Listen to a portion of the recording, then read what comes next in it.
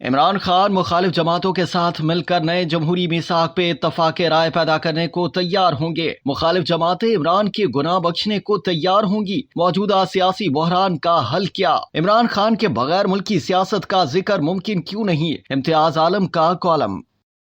Senior صحافی اور تجزیہ نگار امتیاز عالم اپنے کالم میں لکھتے ہیں کہ اب اس المیہ کا کیا کریں کہ لاڈلے عدلتے بدلتے رہتے ہیں۔ آنکھوں کا تارا کب آنکھ کا شہتیر بنتا ہے، اس میں کیا دیر لگتی ہے؟ یہ منظر، یہ گنہگار نگاہیں بقول سہیل وڑائچ مملکت تزادستان میں کب سے دیکھتی پتھراسی گئی ہیں۔ اس طویل ٹریجڈی کی طرح اس کی کامیڈی کا بھی کوئی انت نہیں۔ یہ تزادستان والی بات عمومی ہے، ہر ریاست اور معاشرہ تضادات کا مجموعہ ہوتا ہے۔ ان تضادات کو برقرار رکھنے والی قوتیں اسٹیٹس کو کی حامی قوتیں کہلاتی ہیں، اور جو ان تضادات کا کوئی عوام دوست حل چاہتی ہیں وہ تبدیلی کی قوتیں کہلاتی ہیں۔ لیکن تبدیلی مراجعت پسندی یا ماضی کے کسی سنہری خواب کی یادوں کی عملی تعبیر یا اسلاف کے زمانے کی واپسی کی آرزو بھی ہو سکتی ہے، جو تاریخ کا پہیہ الٹا چلانے کی تمنا ہو سکتی ہے۔ تبدیلی نہیں، تبدیلی تو وہ ہے جو موجودہ حالات کے شکنجے اور بنیادی تضادات کا حل پیش کرے اور تاریخی عمل کو آگے بڑھائے۔ لیکن ہمارے ہاں تو فکری قحط ایسا عام ہے کہ نظریہ ارتقاء کی حقیقت بیان کرنے والوں کو توہین مذہب کا مرتکب قرار دے کر تکفیر و تحریض کا نشانہ بنایا جاتا ہے۔ کلیسا نے بھی گلیلیو کے سائنسی انکشاف پہ اعتراض کیا تھا، لیکن زمین چپٹی نہ ہو سکی،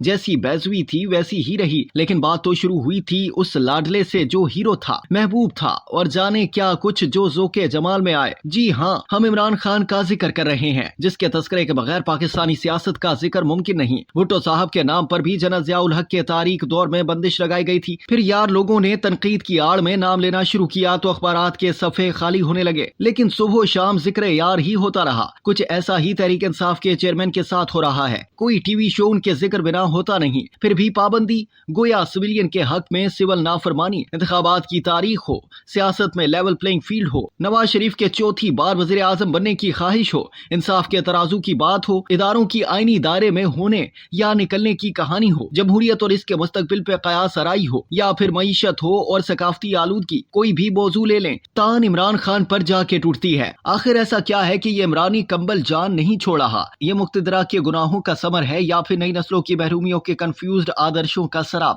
یا لا ینحل تضادات کا المیہ؟ پاکستان کی تاریخ بھی عجب ہے، نیم نو آبادیاتی طرز کی مقتدرہ کی اجارہ داری اور بے کس عوام کی بیزاری اس تضادستان کا بنیادی تضاد ہے، اور اس کے حل ہونے کی کوئی لو کہیں سے پھوٹتی نظر نہیں آ رہی۔ ہماری تاریخ کا آمرانہ باب اگر طویل تر ہے تو اس کے خلاف عوامی اور قومی مزاحمتوں کی تحریک بھی طویل تر ہے۔ مقابلہ سخت رہا ہے، کبھی ایک کی شکست تو کبھی دوسرے کی فتح۔ یہ کہنا کہ پاکستانی عوامی امنگوں کا قبرستان ہے، درست نہیں۔ کیا مشرقی پاکستان کے عوام نے آزادی حاصل نہیں کی تھی؟ کیا ایوب خان کے خلاف آمریت مخالف جمہوری جدوجہد کامیاب نہیں ہوئی تھی اور عوام کو 33 برس بعد حق رائے شماری نہیں ملا تھا؟ اور پھر 1973 کے آئین کا معاہدہ عمرانی نہیں ہوا تھا، جس سے بار بار کی عہد شکنی کے باوجود وہ آج بھی دستور العمل ہے، جس پر قائم رہنے اور اس کے اندر رہنے کی دہائی چاروں طرف سنائی دیتی ہے۔ ہم نے ہر فوجی آمریت کی صفیں لپٹتی دیکھی ہیں، اور عوامی رہنماؤں کو بار بار سولی پہ چڑھائے جانے اور معطوف کرنے کے باوجود پائندہ باد ہوتے دیکھا ہے، لیکن کوئی فوجی آمروں کا نام لیوا نہیں۔ عمران کے عروج و زوال کی کہانی بھی تضادات کے بے جوڑ ملغوبے کا ایسا مجموعہ ہے جو سلجھائے نہیں سلجھتا۔ اگر نواز شریف کا سیاسی بت گھڑا گیا تھا تو عمران کو لاڈ پیار سے آسمان پہ چڑھایا گیا تھا۔ عمران کا سیاسی ابھار فقط مقتدرہ کی انجینئرنگ کا کمال نہ تھا، بلکہ وہ عالمی سطح پہ مختلف ملکوں میں قومی رد عمل کے ماحول میں پیدا ہوئے دائیں بازو کے فسطائی طرز کے جلالی لیڈروں ہی کی طرح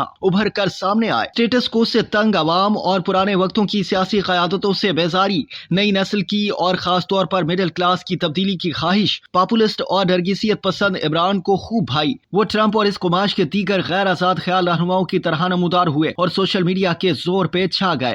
اوپر سے ان کی حکومت کے گرائے جانے کا ڈرامائی سین بیرونی مداخلت کے تڑکے سے ان کے خوب کام آیا، لیکن عمران کی متکبر اور آمرانہ روش اور سیاسی مہم جوئی کے ہاتھوں وہ خود اور تحریک انصاف بڑی مصیبت میں پھنس گئے۔ ان کے ساتھ وہی ہو رہا ہے جو انہوں نے مقتدرہ کے ساتھ مل کر اپنے مخالفوں کے ساتھ کیا تھا، اسی لیے ان کی مظلومیت اور اخلاقی جواز کمزور پڑ جاتا ہے۔